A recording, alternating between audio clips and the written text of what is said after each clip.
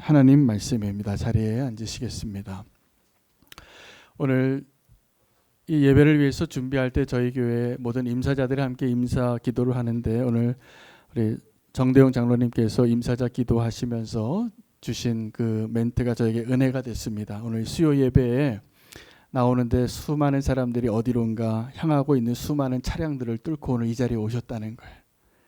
아마 그 표현이 오늘 이 자리에 수요 예배에 나오신 모든 성도님들의 경험이었을 것이고, 그것이 또 하나는 무엇을 의미하냐면, 오늘 이 자리에 예배하기 위하여 하나님의 성전에 성도들이 함께 모여서 예배하는 그 갈망으로 저와 여러분이 오늘 이 자리에 있다라는 사실을 한 번 더 생각하게 해주셨기 때문에 감사하게 생각합니다. 오늘 우리는 함께 주님 앞에 예배하는데, 하나님께서 예배하는 사람들을 향하여 좀 구별하신 표현들이 있습니다. 어떤 거냐면, 우리가 구약 성경에 그 제사를 드리는 그 모습이 사실은 예배의 원형인데, 또 예배를 하는 진정한 모습을 구약 때 먼저 보여준 것인데, 그 구약의 당시에, 구약 시대에 예배자들 가운데는 어떤 사람들은 지성소까지 들어갈 수 있는 사람이 있었고, 또 어떤 사람들은 다 자기의 재물을 가지고 그곳에서 번제를 드리고 준비하면서 예배하는 자들이 있었다는 사실입니다. 그런데 하나님께서는 그 예배자들 가운데, 선지자의 예언 가운데 어떤 성도님들 중에는, 어떤 이스라엘 백성들 가운데에는 마당뜰만 밟고 지나가는 자가 있었다라는 거예요. 근데 그 마당뜰은 이방인들도 그냥 예배와 상관없는, 유대인과 상관없는 자들도 들어올 수 있는 영역을 말합니다. 성전 가운데. 그래서 그 이방인의 뜰만 밟고 지나가는 자도 있고, 또 어떤 사람은 진정으로 예배를 준비하여 예물을 준비하고 자기를 정결케 하고 예배하고자 하는 그 갈망을 가지고 온 사람이 있었더라는 것입니다.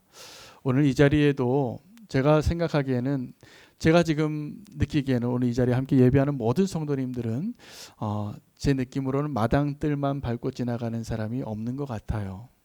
제가 그게 느껴집니다. 우리 성도님들이 어떤 갈망으로 오늘 이 자리에 오셨는지 그게 느껴져서 너무나 감사하게 생각해요. 그러시죠? 그런데 모르는 일인 겁니다. 오늘 이 자리에도, 아니면 우리가 여태까지 예배하며 경험했던 그 예배의 시간에 나의 예배를 한번 돌아보시기를 바라요. 나의 예배의 경험들 가운데 어떨 때는 정말 마당뜰만 밟고 지나간 적이 있지 않으셨습니까? 어떨 때는 정말 지성소 안으로 들어가서 내가 대제사장이 된 것처럼 다른 사람의 모든 그 질고까지, 모든 사람의 기도 제목까지 가지고 올라가서 하나님께 간절히 기도하고 내가 정결케 준비되어져서 다른 사람보다 더 주님을 갈망하는 그 모습으로 준비되어져서 예배하던 경험도 있었을 겁니다. 제가 그러셨을 거라 믿어요. 그런데 오직 주님만 아시는 것 같아요. 우리가 함께 예배하고 있지만 오늘 이 자리에서도 제가 알았어요. 이렇게 저하고 눈이 마주치고 예배에 집중하시는 것 같지만 딴 생각하고 있다라는 것을 알고 있습니다. 또 어떤 제가 교육부서에서 이렇게 말씀을 전할 때 보면 딴짓하는 것 같은데 말씀 다 듣고 있더라고요. 나중에 물어보면 다 그 본문을 누구보다 생생하게 기억하고, 이름도 기억하고, 주제도 기억하고, 은혜 받는 그런 우리 아이들도 제가 여러 번 봤습니다. 오직 하나님만, 우리가 정말 예배자로 서 있는지, 내가 지금 어느 지역에까지 어느 자리에 있는지, 내가 마당뜰에 있는지 아니면 지성소에 있는지 오늘 이 시간에도 주님만 아실 거라고 저는 믿습니다. 네, 우리가 그 주님을 만나기를 소망합니다. 지성소에서 함께 주님을 만날 수 있게 되기를 원합니다. 오늘 제가 보니까 오늘 그 사도행전 오늘 이 본문은 두 사람의 만남인데 고넬료와 베드로의 만남입니다. 근데 이 두 사람의 만남을 주선하기 위해서 하나님께서는 굉장히 수고스러운 일을 하셨습니다. 두 사람 각자가 기도하는 시간에 환상을 보게 하고, 고넬료는 베드로를 불러오라고 하고, 베드로는 내가 먹지 못하는 음식을 보면서 먹으라고 하는 주의 음성을 듣고 하나님이 깨끗게 한 것을 네가 깨끗하지 않다고 말하지 말라, 이걸 3번이나 경험하고 드디어 고넬료가 보낸 그 거룩한 사람이죠. 그 사람들이 왔어요. 그래서 인도함을 받고 이제 두 사람이 만나는 장면이 오늘 본문인 것입니다. 그런데 오늘 이 두 사람이 만난 그 만남 속에서 고넬료가 베드로에게 어떻게 얘기하냐면 하나님같이 대해요. 그가 문에 들어서자마자 엎드리고 하나님의 사자 대하듯이 천사를 대하듯이 하나님을 만나듯이 엎드렸어요. 그러니까 이 베드로가 그를 일으켜 세우면서 말리면서 이러지 마시라. 나도 사람이라. 하도 나를 하나님같이 대하니까 나도 사람이라. 이렇게 대답을 합니다. 자, 그런데 오늘 이 고넬료가 그리고 나서 뭐라고 얘기하냐면 나도 사람이라 라고 하고 일으켜 세워주니까 이제 주님께서 당신을 통하여 우리에게 하시는 말씀을 우리에게 꼭 말씀해 주십시오. 우리가 다 하나님 앞에 서 있습니다. 오늘 설교 제목이에요. 우리가 다 하나님 앞에 서 있습니다 라고 고넬료가 대답을 했습니다. 그런데 여러분, 우리가 다 하나님 앞에 서 있습니다 라는 이 표현이 해석을 하면 굳이 해석을 하면 영어 성경을 제가 같이 비교해서 봤는데 우리가 지금 하나님의 임재 앞에 있습니다 라는 표현이에요.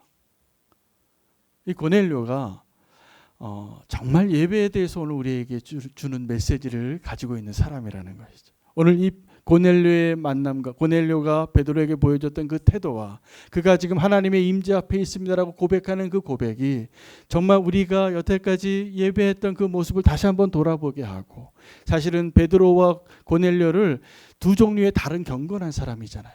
이 베드로는 종교 지도자예요. 목사님, 예루살렘 교회 담임 목사예요. 그가 가는 곳마다 안수했어요. 그가 가는 곳마다 가르치고 또 선포하고 하나님의 나라에 대해서 말씀을 전하는, 가르치는 하나님의 통로였는데, 오늘 이 장면은 사실은 누가 학생이고 누가 선생인지를 잘 발견하게 되는데 예배에 대해서 하나님이 거꾸로 고넬료를 통해서 베드로에게 가르쳐주고 계시는 거예요. 자, 고넬료는 어떤 사람이었냐면 그의 삶이 거룩한 자였어요. 그가 이방인이었지만, 군인이었지만 그가 경건하고 하나님을 경외하고 구제를 너무나 많이 해서 하나님께서 그의 기도와 경건을 받으셔서 기억하고 있다라고 인정한 사람입니다. 이게 예배거든요. 이게 정말 하나님 원하시는 예배거든요.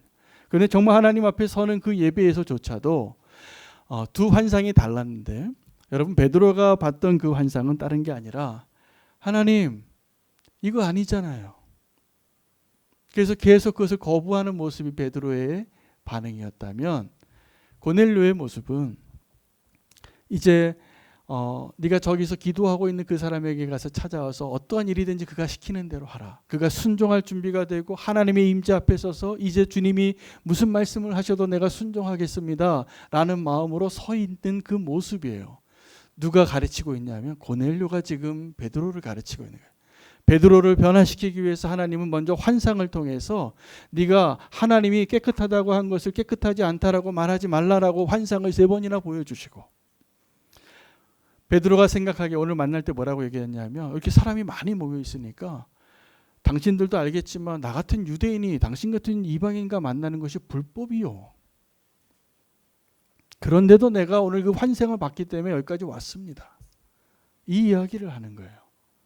여러분, 우리가 오랫동안 신앙생활을 하고 우리가 예배를 잘 드린 것 같고 내가 목사고 장로고 권사고 집사여서 진정한 예배자인 것 같지만 사실 아닐 수 있어요.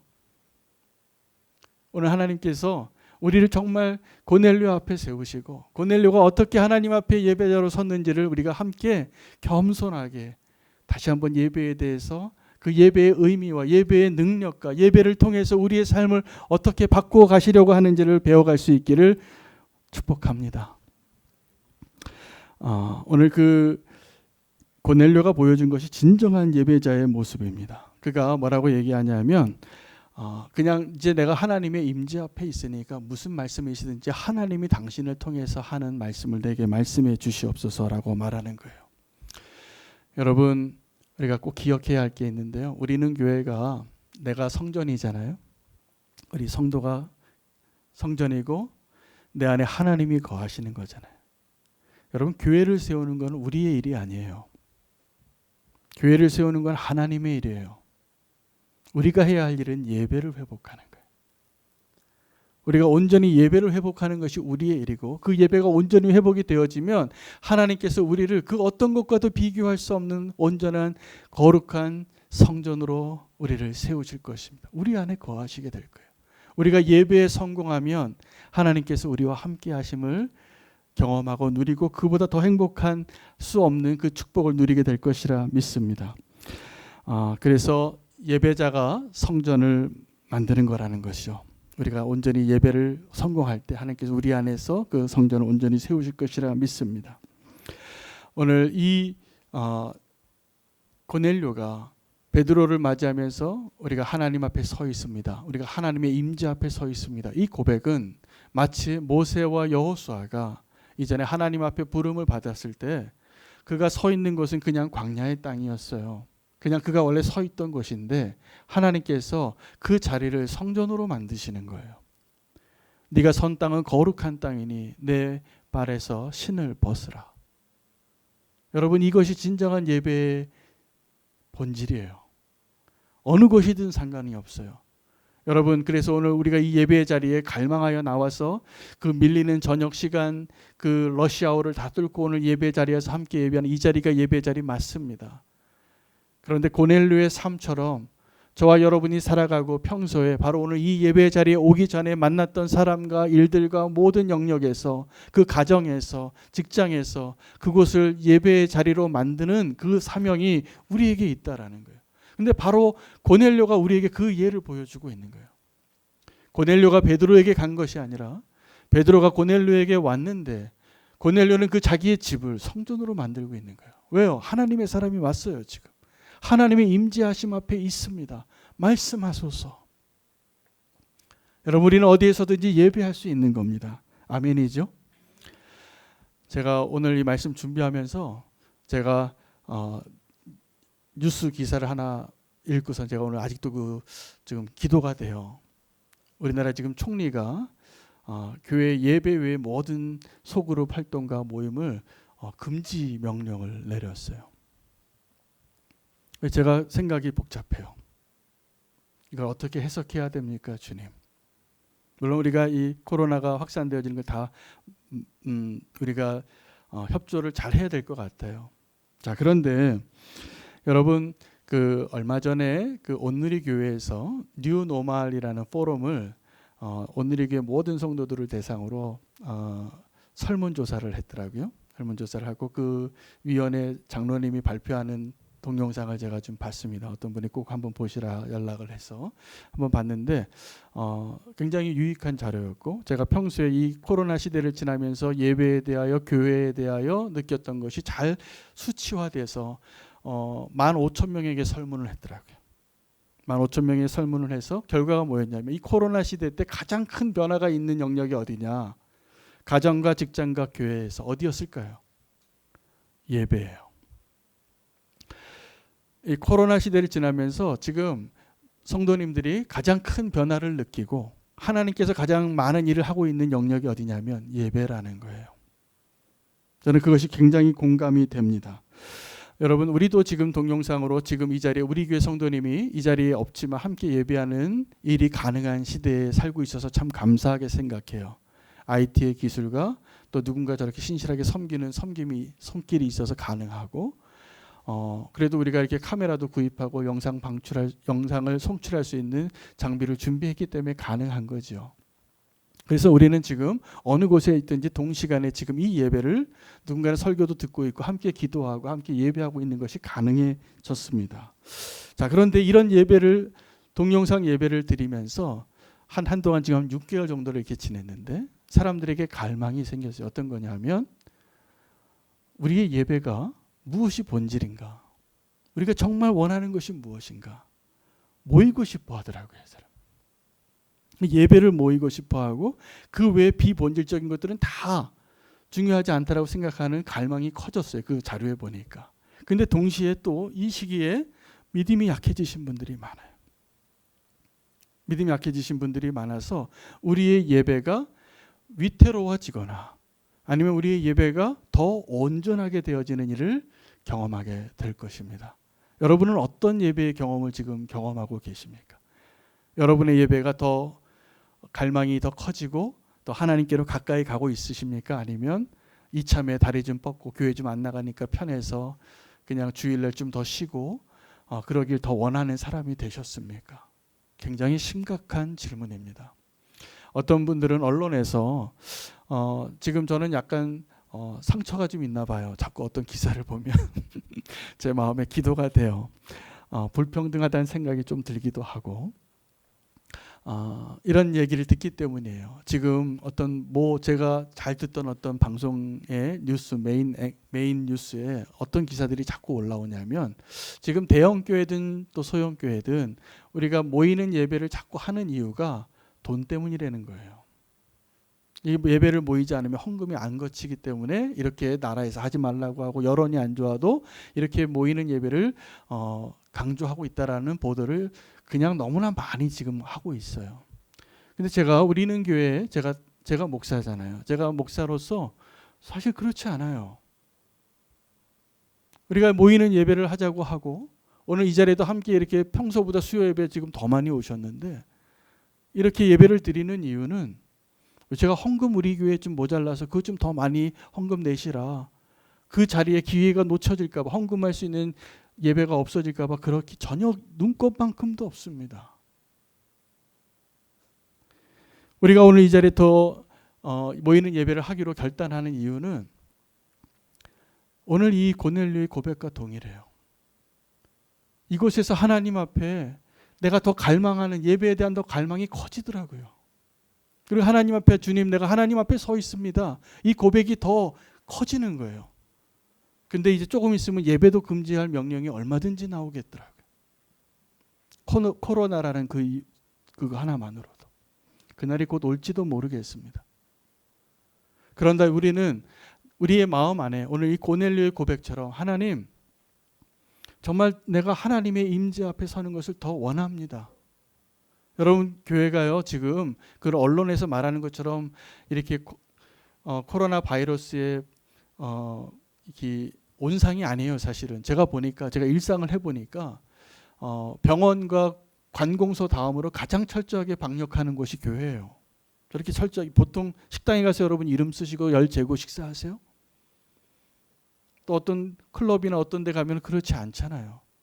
그런데 왜 유독 이 예배만 그리고 어떤 사람이 다 감염이 되는데도 교회만 갔다가 온 사람이 그 중에 한 명이 있으면 교회가 온상이 됐다라고 보도가 나오는 거예요. 좀 섭섭하긴 하지만 그런데 하나님께서 이 모든 것들을 통해서도 우리가 하나님 앞에 예배하는 자가 되기를 더 갈망하는 자로 하나님이 일하시고 계신다는 것이 증명이 되더라고요.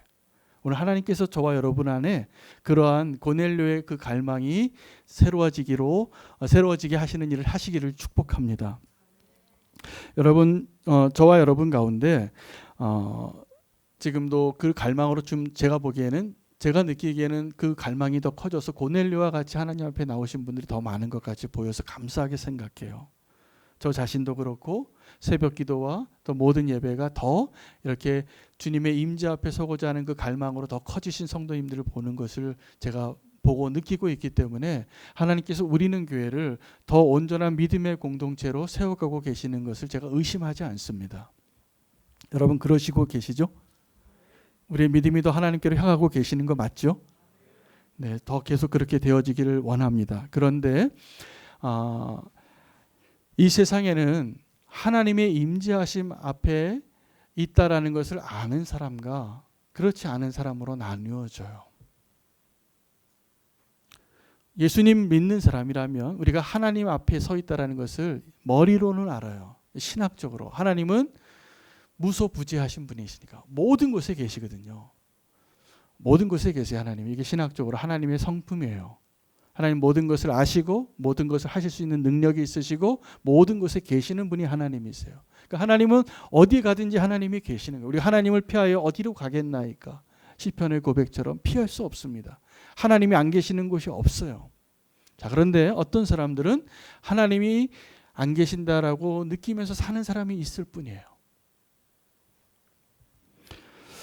여러분 하나님을 의식하지 못하고 사는 사람들, 하나님의 임재 앞에 서 있지 않은 사람이 어떤 사람일까요?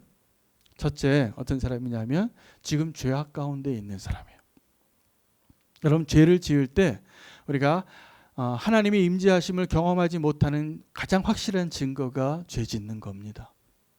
지금 하나님 나와 함께 하시고 다 보고 계시고 하나님이 내 곁에 있다는 것이 느껴지지 않기 때문에 그 죄를 짓는 거죠. 하나님 우리와 함께 하시는 것이 하나님 임재하심 앞에 코람되어 하고 있다면 우리가 분명히 죄 짓지 못해요. 여러분 어떤 사람 앞에서 우리가 그 사람 욕 잘 안 하잖아요. 적어도 고개 돌리고 욕하잖아요. 근데 하나님을 앞에 두고 있다면 우리가 거짓말할 수 없고 죄를 범할 수 없는 것이 사실이에요. 근데 우리가 자꾸 속는 거예요. 그리고 인정하지 않는 거예요. 자, 죄악 가운데 그 죄악의 어두운 터널 가운데 있는 사람이 지금 하나님의 임재를 느끼지 못하는 사람이에요. 또 하나는 어떤 사람이 그 하나님의 임재를 느끼지 못하고 있는 사람이냐 하면 나는 자격이 없다라고 생각하는 사람. 내가 하나님 앞에 하나님은 내가 너를 사랑한다. 내가 너를 구원하였다. 내가 너에게 영원한 생명을 주었다. 계속 말씀하시는데 하나님 나는 아니에요. 나는 틀렸어요. 나 같은 죄인은 버리세요. 나는 여기까지만 할래요. 이 사탄의 음성을 계속 되뇌이고 있는 거예요. 하나님은 분명히 그 사람을 사랑하고 축복하고 회복시켜 주시고 어떠한 죄를 지었을지라도 하나님이 용서하지 못할 죄가 없음에도 불구하고 내가 스스로 자격이 없다라고 느끼는 사람들이 계세요. 근데 세 번째가 진짜 하나님의 임재를 느끼지 못하는 사람인데 어떤 사람이냐면 내가 스스로 생각하기에 적어도 나는 하나님 앞에 서 있다라고 나의 힘을 의지해서 서 있는 사람이에요. 나의 의를 의지해서. 근데 여러분 놀랍게도 이 베드로가 그 사람이었어요. 베드로는 이 하나님의 율법을 잘 여태까지 지켜왔기 때문에 오늘 이 하나님께서 베드로에게 가르쳐주고자 하는 진짜 예배의 본질을 고넬료를 통해서 말씀하고 계시는 거예요.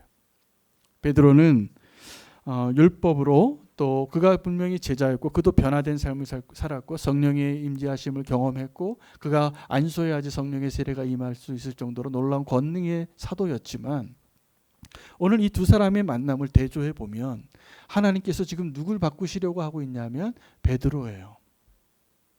겉으로 보기에는 베드로가 설교하고 있고 베드로가 하나님의 사람처럼 존중도 받고 고넬료는 그의 발 앞에 엎드리고 있지만 하나님은 그러한 고넬료의 모습을 통해서 베드로를 바꾸고 계시다는 것을 발견할 수 있어야 됩니다. 오늘 이 카테고리 안에 들 수 있는 사람은 가장 많아요 지금. 그래서 혹시 내가 지금 죄를 짓고 있는 사람이 아닐지라도 나는 자격이 없다라고 생각하는 사람이 아닐지라도 나는 충분하다고 생각하는 그 사람이시라면 오늘 하나님의 임재하심 앞에 다시 한번 나아갈 수 있는 그 은혜를 꼭 붙잡으시기를 축복합니다.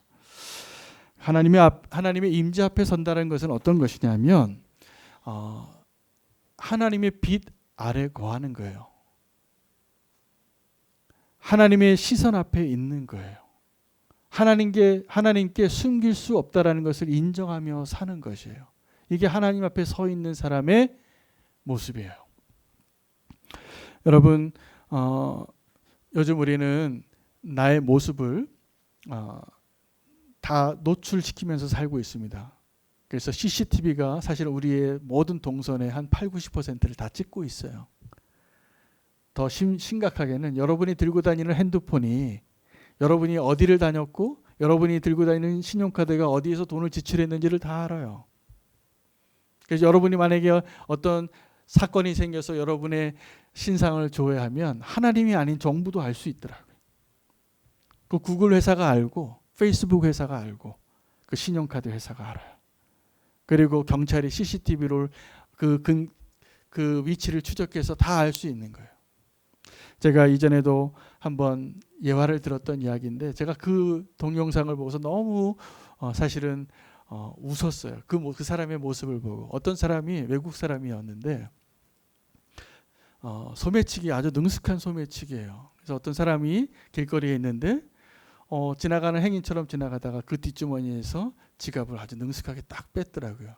근데 이 사람이 뺐자마자 두리번거리는데 자기가 발견하지 못했던 CCTV 카메라를 발견한 거예요. 그래서 이 사람이 그 다음 동작이 뭐였냐면 그 카메라를 정확하게 쳐다보면서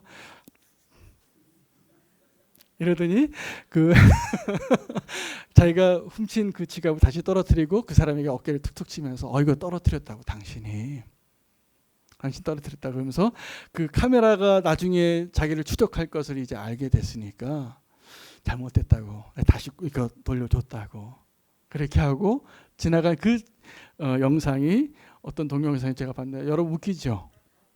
그죠? 근데 우리가 그 사람만도 못해요. 내가 죄를 짓고 내 죄가 발각됐을 때 이렇게 하는 사람 많지 않아요. 변명하고 부인하고 아닌 척 하잖아요.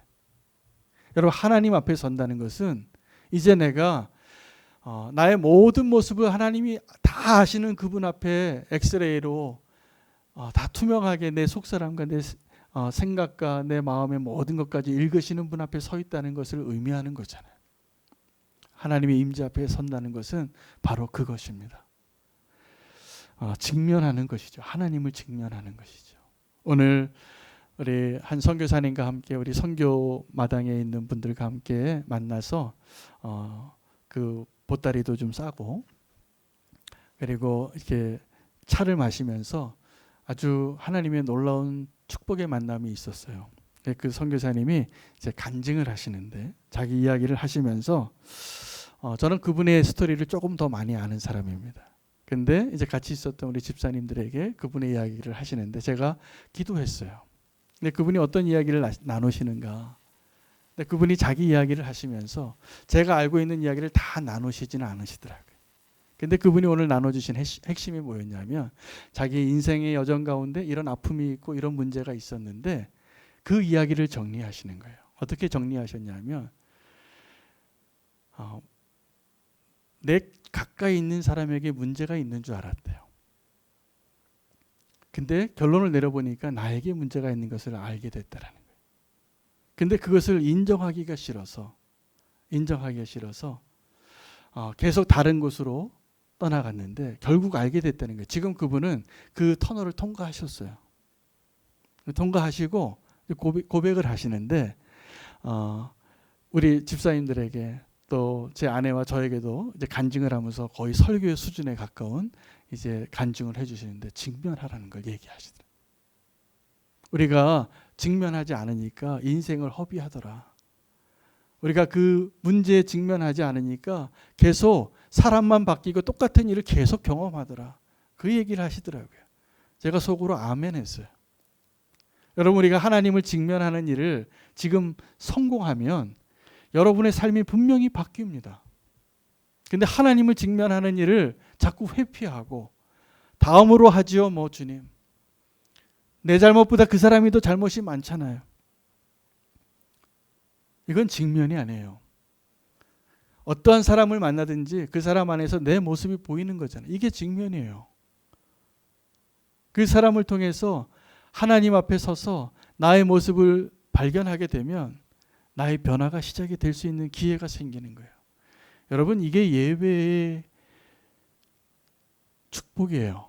우리가 하나님 앞에 서서 오늘 하나님을 만나고 하나님을 직면하게 되는 것이 정말 나의 삶의 실제라면 오늘 이 예배 한번 드리는 걸로 인해서 여러분의 삶이 안 바뀌면 그게 비정상이에요. 하나님 앞에 이렇게 서서 하나님을 만나서 내 모습을 정말 적나라하게 그것을 인정하고 보여드리고 하나님 앞에 설 수 있다면 하나님은 분명히 놀라운 일을 행하실 것입니다. 두 번째는 하나님 앞에 우리가 섰습니다. 말씀하셔서 이게 무슨 뜻이에요? 우리는 들을 준비가 되어 있습니다. 무슨 말씀이 있으신지 하십시오. 순종할 준비가 되어 있습니다. 예수님께서 들을 귀 있는 자는 들을지어다 라고 말씀하시면서 하신 말씀이 많아요. 이게 무슨 말씀이냐면 다 듣는데 경청을 안 하는 거예요. 듣는데 듣는 게 아니에요. 지금도 똑같아요. 우리는 너무나 훌륭한 설교를 너무나 많이 듣는데 듣는 게 아니에요. 듣는 사람은 순종할 준비가 되어 있는 거예요. 오늘 이 베드로와 고넬료의 모습을 제가 비교를 해봤는데 고넬료는 너무나 적극적으로 하나님의 임재 앞에서 삶을 살아내고 또 베드로를 보면서 하나님처럼 여기면서 하나님의 임재 앞에 섰다고 준비된 자로 고백하는 자라면 베드로는 하나님 앞에 저항하는 자더라고요. 하나님, 내가 옳잖아요. 내가 하나님 말씀대로 살았잖아요. 이거 이렇게 말씀하셨는데 지금 또 달라진 거예요? 이 이야기를 계속하는 거예요. 그러니까 하나님께서 하나님이 깨끗게 하신 것을 네가 깨끗하지 않다라고 말하지 말라. 왜 이 말을 했습니까? 베드로가 그 환상을 보지 않았다면 고넬료를 만날 수가 없었던 거예요. 베드로가 고넬료를 만나지 않았다면 하나님의 그 놀라운 축복의 메시지를 고넬료가 듣지 못했을 수도 있지만, 그 베드로가 고넬료를 만나지 않았다면 그는 여전히 전통적인 사고방식에 갇혀 있었던 유대인 종교 지도자 예루살렘의 담임 목사로 머물러 있었을 것입니다. 근데 베드로가 바뀌는 거예요. 베드로가 정말 하나님이 무슨 말씀이시든지 하면 순종할 자로. 물론 이전에도 베드로는 그렇게 준비된 자였어요. 항상 1등으로 하나님께 순종할, 예수님께 순종할 수제자였지만, 여러분, 우리의 순종은 우리 안에 있는 이 자아가 끊임없이 하나님의 뜻에 저항하잖아요. 내가 아는데도 계속 그 길이 가기 싫어요. 이것이 믿음으로 나아가야 할 길을 알매도 자꾸 내 경험과 내 생각으로 계산되어진 것들을 더 의지할 때가 훨씬 많은 거예요. 고넬료의 모습 가운데 오늘 우리가 하나님의 임재 앞에 서는 것을 다시 한번 회복하시기를 축복합니다. 하나님 앞에 선다라는 것, 세 번째 의미는 승리하는 자가 되는 것입니다. 하나님 앞에 설 수 있다면 이제 저와 여러분은 세상 앞에 설 준비가 되어 있습니다. 에베소서 6장 그 영적인 전쟁에 대한 메시지의 결론이 뭐냐면, 바울이 에베소 교인들에게 너희가 싸워야 할 이 싸움은 혈과 육의 싸움이 아니라 정세와 권세와의 그 싸움이고 영적인 싸움인데, 너희가 이 싸움을 해서 악한 날에 너희가 능히 대적하고 모든 일을 행한 후에 서기 위함이라 라고 말해요.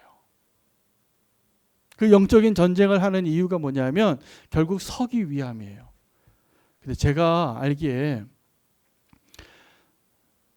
우리 교회 안에도 여전히 그런데 온전히 서 있다라고 말할 수 없는 성도님들이 훨씬 많다라는 사실입니다.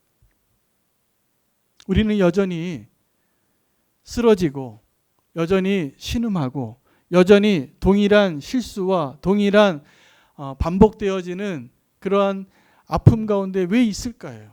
하나님 앞에 서지 못해서예요. 오늘 이 고넬료가 말하는 하나님 앞에 서는 것이 정말 경험되어진다면, 우리가 정말 그 예배의 진정한 능력을 경험할 수 있다면 그 예배로 우리의 삶이 바뀔 거라는 것이죠. 에베소서 그 말씀의 본문을 다시 한번 읽어드리면, 전신갑주를, 그러므로 하나님의 전신갑주를 취하라. 이는 악한 날에 너희가 능히 대적하고 모든 일을 행한 후에 서기 위함이라. 그러므로 이 모든 것을 위해서 너희는 서서 진리로 너희의 허리띠를 띠고 의의 호심경을 붙이고 평안의 복음에 준비한 것으로 신을 신고 모든 것 위에 믿음의 방패를 가지고 이로써 능히 약한 자의 모든 불화살을 소멸하고 구원의 투구와 성령의 검 즉 하나님의 말씀을 가지라. 이 모든 영적인 전쟁 전신갑주를 왜 입으라고요? 승리하고 서기 위해서요. 그런데 왜 우리 가운데에는 이 영적인 전쟁을 명령하고 서라고 하는데 왜 우리는 계속 쓰러지기만 하느냐는 거예요. 오늘 이 고넬료의 고백, 정말 하나님 앞에 서는 그 경험이 온전히 그 예배의 자리에서 경험되어지지 않기 때문이라는 사실을 우리가 고백할 수 있어야 돼요. 여러분, 오래전에 중국에 중국 정부가 감추고 싶은 역사가 있습니다. 우리나라의 광주 사태처럼 천안문 사태 때 시민 민주화 운동이 일어났는데, 그때 그 영상 가운데 아주 영웅적인 한 사람이 있어요. 한 청년이 가방 하나 들고 이렇게 서서 탱크가 그 한 사람 앞에 서요. 그 한 사람이 탱크 앞에 쓴 거죠. 근데 이 탱크가 이 사람을 못 밟고 지나가요. 물론 그 천안문 사태 때 외부에 알려지지 않은 수많은 사람이 죽고 투옥되고 굉장히 많은 사람들이 체포되어지고 우리가 수를 헤아릴 수 없습니다. 그래서 중국 정부가 그 다음부터는 여러분 그 천안문 그 광장에 가면 곳곳에 CCTV가 있어요. 다시는 이러한 데모가 일어나지 않게 정부에서 너무나 민감할 정도로 그렇게 관리하고 있어요. 근데 그 천안문 사태 때 이 청년이 그 탱크 앞에 서서 탱크가 못 지나가더라고요. 이 사람을 감당할 수 없더라고요. 그래서 이 탱크가 그다음에 어떻게 했냐면 한참 서 있다가 이 사람이 어떤 마음으로 있냐면 날 죽이려면 죽여라. 날 밟고 지나가려면 밟고 지나가. 이미 여러 사람이 죽은 상태예요. 근데 이 사람을 감당을 못하는 거예요. 이 탱크가 이 사람이 있는데 옆으로 이렇게 후진했다가 옆으로 가더라고요. 이 사람이 놀랍게 그 탱크 앞에 또 서요. 탱크가 또 그 사람 앞에 서서 이 사람을 밟고 지나가지 못해요. 이 사람 정말 대단하더라고요. 죽음을 이미 통과한 믿음으로 담대함으로 한 사람의 정말 그 아무것도 갖고 있지 않은 빈손의 한 시민 한 사람을 탱크가 못 지나가더라고요. 여러분 그런데 우리가 하나님 앞에 온전한 예배자로 한번 서본 사람이 세상에서 그럴 수 있어야지 정상입니다. 우리가 예배자로 선다는 것은 바로 그런 거예요. 여러분 예배가 그냥 하나님이 나를 좀 위로해 주시고 나를 좀 품어주시고 내 눈물 닦아주시고 그 자리가 예배의 자리가 아니라 내가 하나님 앞에서 하나님 무슨 말씀을 하시든지 내가 듣겠습니다. 나는 주님께서 무슨 말씀 하시든지 순종할 준비가 되어 있습니다. 하나님 이제 내가 주님 앞에 나의 모든 부끄러움과 나의 과거와 나의 아픔까지도 다 보여드릴 수 있습니다. 라고 설 수 있다면 세상은 그 사람 감당할 수 없습니다. 저는 오늘날 교회가 좀 많이 힘이 약해진 것이 안타까워요. 그런데 우리 교회가 왜 그렇게 힘이 약해졌을까? 저는 예배에 문제가 있다고 생각해요. 우리가 정말 하나님 앞에 서는 것을 경험하는 예배가 아니었기 때문인 거예요. 나를 위한 예배를 드렸던 거죠. 내가 원하는 메시지를 듣기를 원하고 내가 원하는 설교를 듣기를 원했던 거예요. 여러분 그러나 우리의 예배는 이제 바뀌어야 됩니다. 하나님이 말씀하시는 것을 들으십시오. 고넬료 같이 서시기를 바랍니다. 때로는 내가 듣기 원치 않은 소리를 들으셔야 돼요. 그리고 그래도 불구하고 하나님 앞에 설 수 있다는 것은 어떻게 설 수 있어요? 하나님이 나를 사랑하시는 걸 믿으니까. 나 같은 사람도 하나님 앞에 설 수 있으니까. 하나님 앞에 설 수 있다면 누구를 두려워하겠어요? 그 하나님 앞에 서본 사람들이 홍해를 건넌 거예요. 그 하나님 앞에 서본 사람들이 여리고성을 무너뜨린 거예요. 그 하나님 앞에 서본 사람들이 기드온의 상백용사였던 거예요. 칼을 안 들고도 방패를 안 들고도 적진으로 들어갈 수 있는 거예요. 내가 이제 여호와를 위하여 기드온을 위하여라고 외치면 승리할 것이 믿어지는 거예요. 우리 앞에 그 하나님이 계시니까. 저는 이 코로나 때 하나님께서 우리의 예배를 새롭게 하실 것을 제가 소망해요. 저와 여러분이 여러분 정부에서 예배 모이지 말라고 하면 안 모이실 겁니까? 그러셔도 돼요. 그러나 하나님 앞에 서십시오. 저는 다른 분은 모르겠는데 적어도 저는 그렇지 않더라고요. 그러면 그럴수록 더 하나님 앞에 서고 싶어져요. 이 예배의 한순간이 너무나 소중해요. 정말 하나님 앞에 내가 내 모습을 다 보여주고 하나님이 무슨 말씀을 하셔도 내가 순종할 수 있고 하나님 앞에 서는 것으로 인해서 내가 그 누구도 두려워하지 않는 자가 될 수 있다면 그 예배의 경험 한 번만으로 여러분 세상이 우리를 감당할 수 없는 진정한 교회가 세워질 것이라 믿습니다. 저는 그래서 지금 교회가 좀 핍박당하는 것 같고 좀 차별당하는 것 같고 제가 좀 억울한 면이 있지만 그 하나님의 계획이 보여서 감사하게 하기로 했어요.